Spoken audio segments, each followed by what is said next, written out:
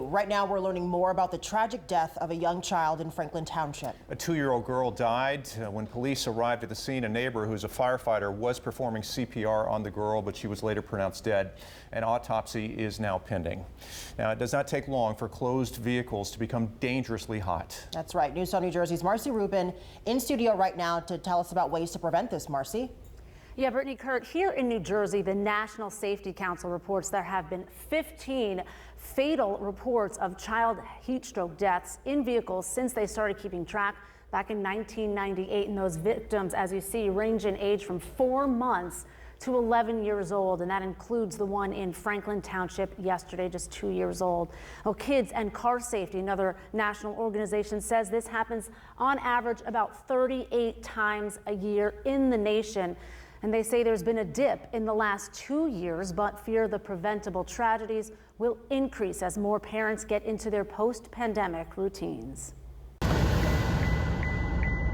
Many vehicles like this GM pickup truck now come with a reminder to check the back seat. Others have a detection system that let drivers know when a living being is left behind. It could be a child, a vulnerable adult, or a pet.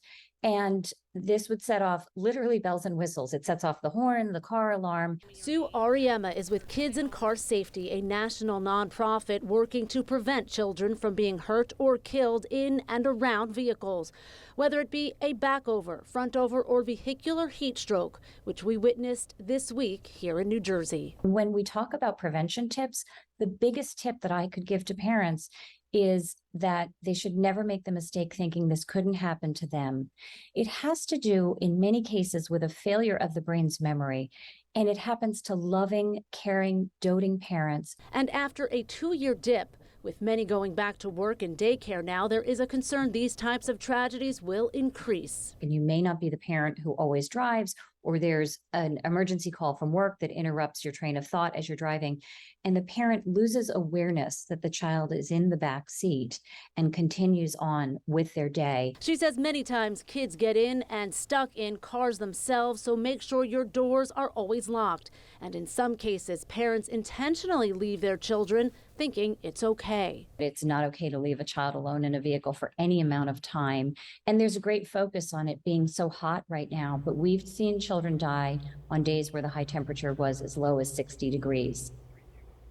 And she says a child's body temperature heats up 3 to 5 times faster than adults, and those car temperatures can get fatal for children within 10 minutes.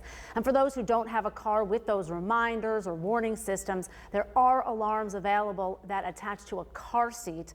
Also, a popular suggestion, you may have heard it before, leave something you need to take with you, like a cell phone, in your back seat, so you have to check and go in anyway.